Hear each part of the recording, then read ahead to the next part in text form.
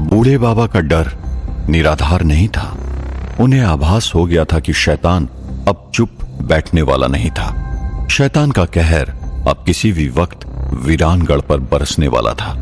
इस तरह बूढ़े बाबा ने सिद्धार्थ से पूछा, सिद्धार्थ, अगर शैतान पहला वार करेगा तो पलड़ा उसका भारी हो जाएगा, लेकिन अगर हमने पहला वार किया तो हमारे जीतने के आसार और बढ़ जाएंगे, इसलिए हमें ही पहला कदम उठाना पड़ेगा। सिद्धार्थ ने पूछा, वो किस तरह? बूढ़े बाबा ने कहा, हवेली में शैतान कहां पर बसता है यह हम में से किसी को भी नहीं पता। उस तक पहुंचने के लिए ही दरवाजे के दरवाजे खोलते चले जा रहे थे, इसलिए अब हमें वो करना होगा जो आज तक हमने नहीं किया। सिद्धार्थ ने पूछा, वो क्या? बूढ़े बाबा ने कहा, ये हवेली पूरी की पूरी शैतान के अहंकार का प्रतीक है। इस हवेली को हमें जलाना होगा। सिद्धार्थ और गौरी ये सुनकर हैरान रह गए। सिद्धार्थ ने कहा, लेकिन बाबा, उस वक्त जब गौरी गायब हो गई थी, तब जब मैं गुस्से में हवेली को जलाने के लिए मिट्टी का तेल हाथ में लेकर जा रहा था, तभी आपने ही तो मुझसे ये कहकर रोक दिया था कि हवेली को अगर जलाकर सारी मुसीबतों से छुटकारा पाया जा सकता था तो फिर हम कब के जला चुके होते। और तो और आपने ये भी कहा था कि हवेली को जलाने का मतलब मेरी मां को भी जलाना होगा। फिर आज अचानक आप अपनी ही बातों से किस तरह मुकर गए?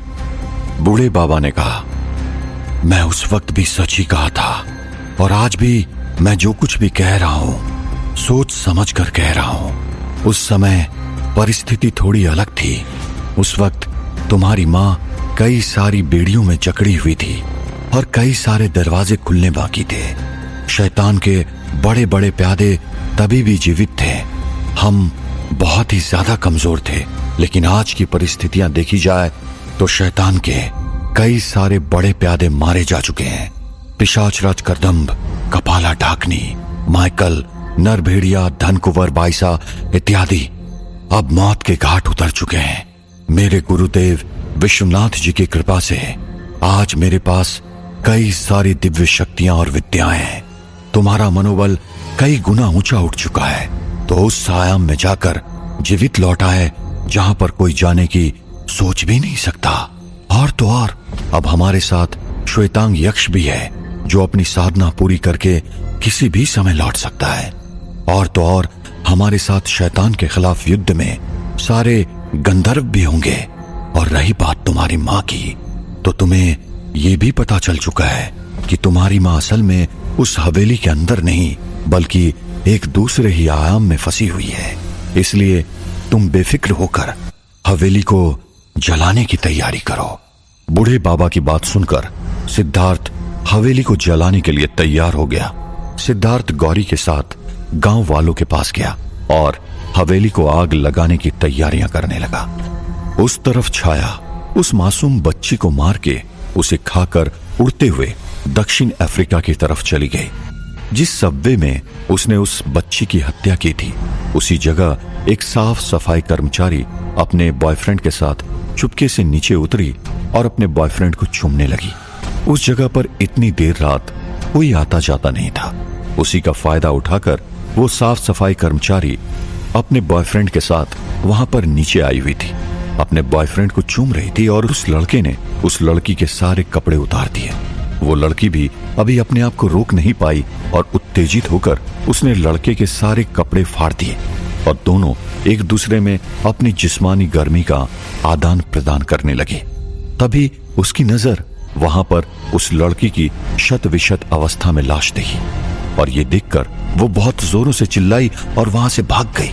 बाहर जाकर उसने पुलिस को इसकी जानकारी दी और कुछ ही समय में यह घटना मीडिया द्वारा सारी दुनिया में पहुंच गई। इस भयंकर, क्रूर और विभत्स हत्याकांड की वजह से सारी दुनिया में हलचल मच गई। पुलिस तुरंत ही इन्वेस्टिगेशन करने के लिए यहां वहां पहुंच गई। पुलिस ने तुरंत ही वहां पर लगे हुए सीसीटीवी के फुटेज देखे जहां पर हत्या हुई थी। उस बेसमेंट में जिसमें कोई सीसीटीवी नहीं लगा हुआ था और जहां पर सीसीटीवी लगा हुआ था वहां पर उन्हें एक बेघर आदमी उस लड़की का पीछा करता हुआ दिखाई दिया, जिससे वहां की पुलिस इस निष्कर्ष पर पहुंच गई थी कि उस लड़की की हत्या उस बेघर व्यक्ति ने की थी और उन्होंने अपना सारा इन्वेस्टिगेशन उस व्यक्ति को ढूंढने के पीछे लगा दिया था। उस तरफ छाया कुछ ही समय में उड़ते हुए दक्षिण अफ्रीका पहुंच गई। अफ्रीका जाकर वहां के आदिवासी लोगों के पास जाकर वुडू सीखने की मंशा से छाया अफ्रीका के इथोपिया में ओमू नाम के जंगल में रह रहे मुर्सी नाम के आदिवासी कबीले में गई। इथोपिया में जंगल के बीच में निवास करने वाली मुर्सी नाम की आदिवासी जाति हजारों सालों से उसी तरह रहती आई है जिस तरह हजारों साल पहले रह रही थी। वहां की औरतें अपने होंठों के बीच में एक बड़ी सी प्लीट लगाती है जिससे वो सुंदर दिखे और वहां के लोग अपने कानों में जानवरों की हड्डियां से बने हुए सिंगनुमा बालियां पहनते हैं। छाया रात के अंधेरे में वहां पर पहुंची और वहां पर उसने देखा कि कई सारी झोपड़ियां थी और बीच में एक खुले मैदान में आग जल रही थी और वहां पर एक व्यक्ति सबके बीचों बीच खड़ा था जिसने अपने पूरे अंग में अलग अलग प्रकार के आदिवासी आभूषण पहने हुए थे।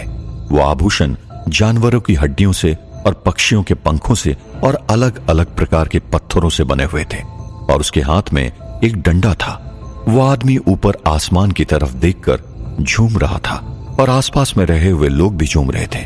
छाया आकाश से उड़कर सीधे उनके पास उतरी। आकाश से एक स्त्री को उड़कर अपने पास आते हुए देखकर भी वहां के लोग अचंभित नहीं हुए, लेकिन छाया को जरूर आश्चर्य हुआ क्योंकि उन आदिवासी लोगों ने छाया का स्वागत किया। छाया के वहां पर पहुंचते ही उन आदिवासी लोगों ने छाया के गले में जंगली फूलों की माला पहनाई और उसे पीने के लिए अपने द्वारा बनाई गई मदिरा दी और खाने के लिए कुछ जंगली फल और बंदर का मांस दिया। उनकी आवभक्ति से छाया बहुत ही खुश हुई। छाया के पास दुनिया की सभी भाषाओं में बोलने की शक्ति थी, इसलिए उसने उनकी सुरमी नाम की भाषा में उनसे पूछा, आप लोगों को किस तरह पता चला कि मैं आने वाली हूं और मैं कौन हूं? ये आप लोगों को कैसे पता?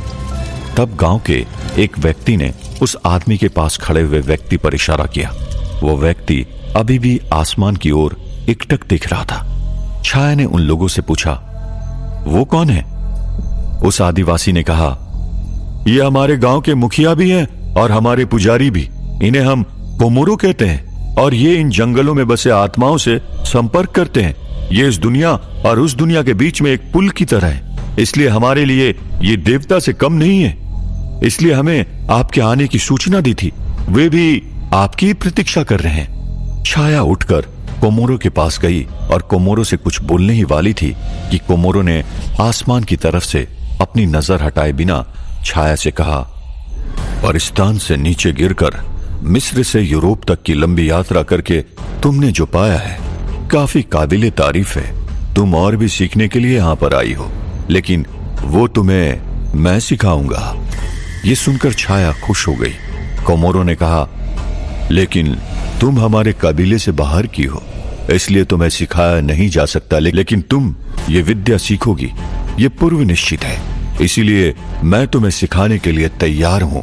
उसके लिए तुम्हें एक बलि देनी पड़ेगी। ये विद्या तुम्हें हमारे पुरखों की आत्मा के आशीष के बिना तुम नहीं पा सकती और उनका आशीष पाने के लिए तुम्हें उन्हें बलि देकर खुश करना होगा। छाया ने कहा, किसकी बलि देनी होगी? कोमोरो ने कहा, तुम्हारी अपनी खुद की ही। ये सुनकर छाया हैरान रह गई। उस तरफ वीरानगढ़ में सिद्धार्थ ने सारे गांव वालों के पास से मिट्टी का तेल जमा कर दिया। सभी गांव वाले सिद्धार्थ की सहायता करने के लिए तैयार थे। गौरी और सिद्धार्थ हवेली को खुद अपने हाथों से आग लगाने वाले थे।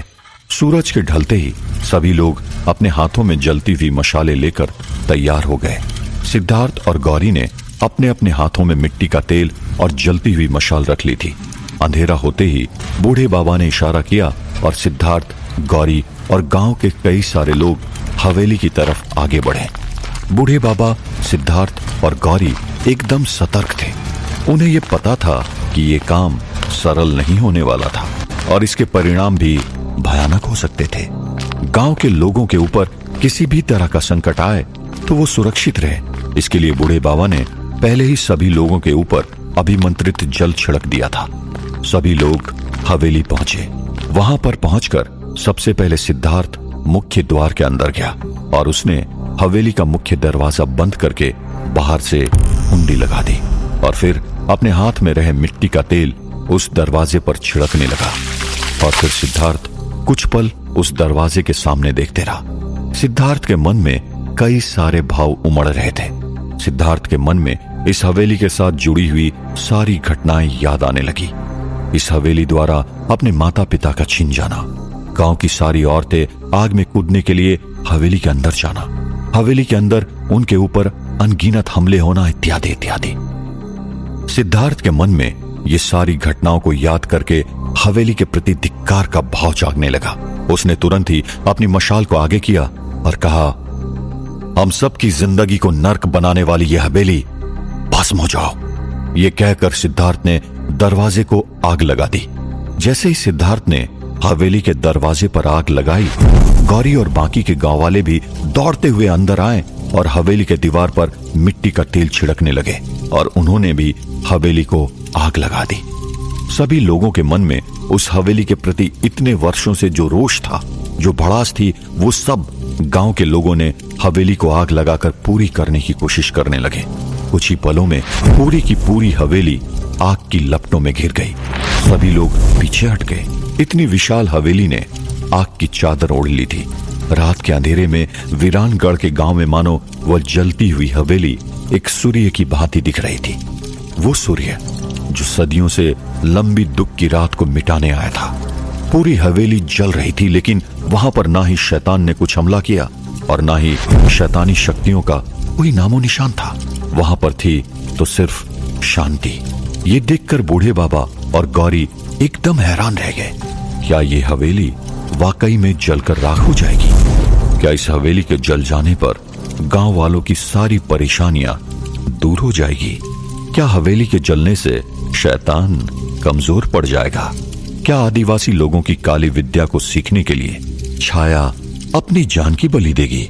जानने के लिए सुनते रहिए वीरानगढ़, ओनली ऑन पॉकेट FM।